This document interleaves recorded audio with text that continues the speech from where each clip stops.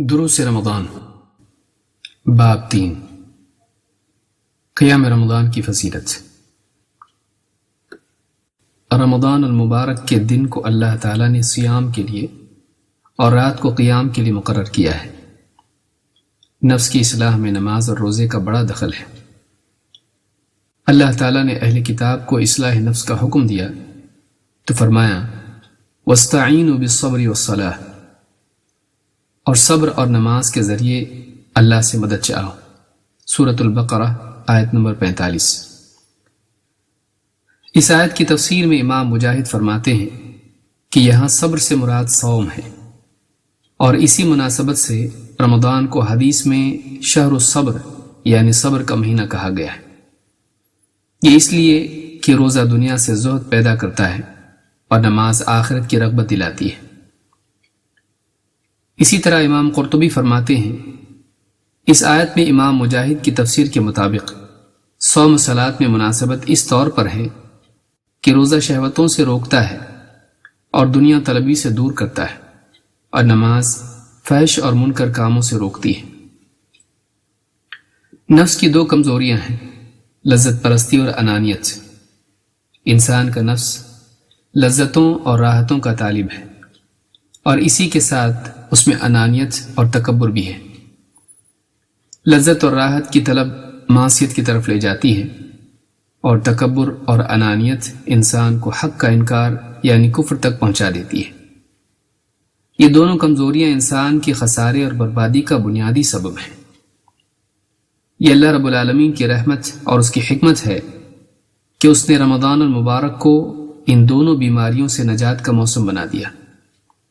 ایک طرف روزہ انسان کی لذت پرستی کے لیے دوا ہے، تو دوسری طرف قیام رمضان اس کی بندگی اور تواضع کی تجدید کے لیے روحانی غذا۔ قیام رمضان رمضان المبارک کے اعمال میں سے ایک عظیم الشان عمل ہے۔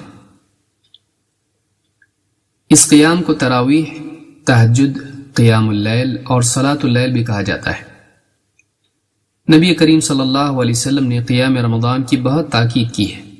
آپ نے فرمایا جس نے ایمان و احتساب کے ساتھ قیام رمضان کا اہتمام کیا اس کی پچھلی ساری خطائیں معاف کر دی جائیں گی۔ یہ حدیث بخاری و مسلم میں ہے۔ اس حدیث سے معلوم ہوتا ہے کہ قیام رمضان گناہوں کی مغفرت کا ذریعہ ہے، بشرطے کہ وہ ایمان و احتساب کے ساتھ ہو۔ ایمان کے ساتھ عمل کرنے کا مطلب یہ ہے کہ آدمی خواہش کی بنیاد پر عمل کرنے کی بجائے شریعت کی بنیاد پر عمل کرے۔ وہ اللہ تعالیٰ سے ملنے والے اجر و ثواب اور انعام کے وعدوں پر یقین کے ساتھ عمل کرے۔ احتساب کا مطلب یہ ہے کہ آدمی اللہ تعالیٰ کی طرف سے ملنے والے اجر کی رغبت اور طلب میں عمل کرے۔ وہ ریاکاری اور دنیوی مفاد کے لیے عمل کرنے کی بجائے اللہ تعالیٰ کی رضا اور اس کے انعام کی طلب میں عمل کرے۔ اجر کا یقین اور اس کی رغبت نہ صرف انسان کو ثواب کا حقدار بناتے ہیں بلکہ وہ خود اس کے عمل کو بھی ایک اعلیٰ ترین عمل بنا دیتے ہیں، جس کی لذت خود عمل کرنے والا دنیا ہی میں محسوس کرنے لگتا ہے۔ قیام رمضان صرف گناہوں کی مغفرت ہی نہیں بلکہ درجات کی بلندی کا بھی ذریعہ ہے۔ یہ عمل نہ صرف جہنم سے نجات کا سبب ہے بلکہ اسی کے ساتھ وہ جنت کے اعلیٰ درجات کو پانے کا ذریعہ بھی ہے۔ عمرو ابن مرہ الجہنی رضی اللہ تعالیٰ عنہ فرماتے ہیں قبیلہ قضاء کا ایک شخص اللہ کے رسول صلی اللہ علیہ وسلم کی خدمت میں حاضر ہوا اور عرض کیا، اے اللہ کے رسول، اگر میں اس بات کی گواہی دوں کہ اللہ کے سوا کوئی معبود برحق نہیں اور آپ اللہ کے رسول ہیں، پھر 5 نمازوں کا اہتمام کروں، رمضان کے روزے رکھوں اور رمضان کا قیام بھی کروں اور زکوٰۃ بھی ادا کروں، تو اس پر میرے لیے کیا اجر ہے؟ آپ نے فرمایا جس کا خاتمہ ان اعمال کے اہتمام پر ہو وہ صدیقین اور شہداء میں ہوگا۔ اس حدیث کو امام ابن خزیمہ، امام البزار اور ابن حبان نے روایت کیا ہے۔ صدیقین یعنی سچے وہ لوگ ہیں جنہوں نے اپنی زندگی میں ظاہر و باطن اور قول و عمل میں سچائی کا اہتمام کیا، اور شہداء یعنی گواہ وہ لوگ ہیں جو زمین میں حق کے گواہ بن کر کھڑے ہوئے، حتیٰ کہ حق کی خاطر جان دینے کا موقع آیا تب بھی پیچھے نہیں ہٹے۔